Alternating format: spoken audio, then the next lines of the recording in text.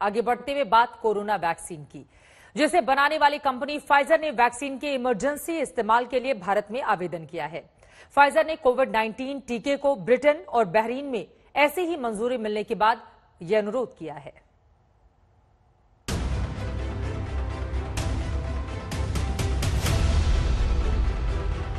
अमेरिकी company Pfizer की vaccine पूरी दुनिया में चल रही वैक्सीन रेस की फिनिश लाइन को लांघ चुकी है और अब लोगों के लिए तैयार है। ब्रिटेन ने इस वैक्सीन के इस्तेमाल को हरी झंडी भी दे दी है।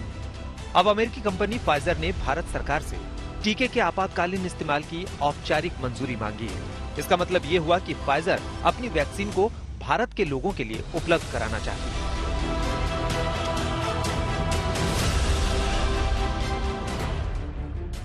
कंपनी ने DCGI से क्लिनिकल परीक्षण की छूट दिए जाने का भी अनुरोध किया है। इससे पहले फाइजर को ब्रिटेन और बहरीन में टीकाकरण करने की मंजूरी मिली हुई है, लेकिन जानकार बता रहे हैं कि भारत में फाइजर को यह मंजूरी मिलना इतना आसान नहीं है। इसके पीछे कई तकनीकी कारण हैं।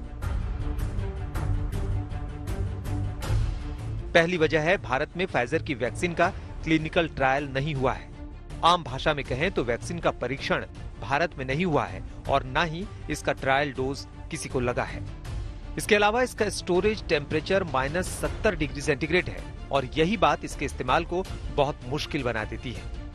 ये जो वैक्सीन है, वैक्सीन हमारे देश ने ठहराया है कि इसकी प्रायोरिटी हमको रखना पड़ेगा, क्योंकि इसमें सबसे बड़ी रेट लिमिटिंग स्टेप अगर कुछ होगी तो वो है वैक्सीन के डोसेज की अवेलेबिलिटी। बिल्कुल। अब अगर वैक्सीन के डोज की अवेलेबिलिटी अगर बड़ी बात होती है तो हमको कुछ लोगों को देने की कोशिश करना है।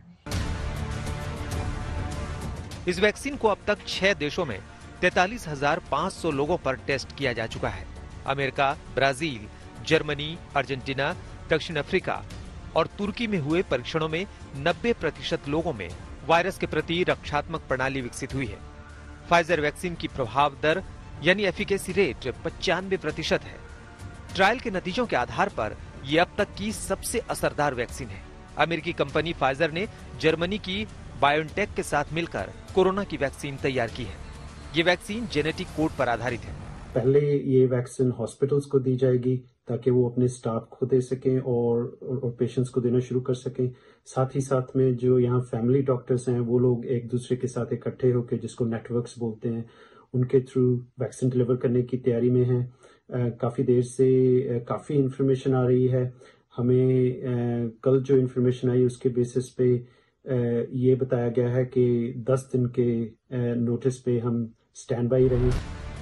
अगर DCGI से फाइजर इंडिया को मंजूरी मिल जाती है तो भारत में उपलब्ध होने वाला पहला टीका उसका हो सकता है। हालांकि सीरम इंस्टीट्यूट ऑफ इंडिया ने भी DCGI से अपनी वैक्सीन कोविशील्ड के लिए ऐसी ही मंजूरी मांगी है। माना जाता है कि ऑक्सफोर्ड एस्ट्राजेनेका की वैक्सीन कोविशील्ड भारत में इस्तेमाल होने के लिए सबसे उपयुक्त है। दिल्ली में मिलन शर्मा के साथ आज तक ब्यूरो।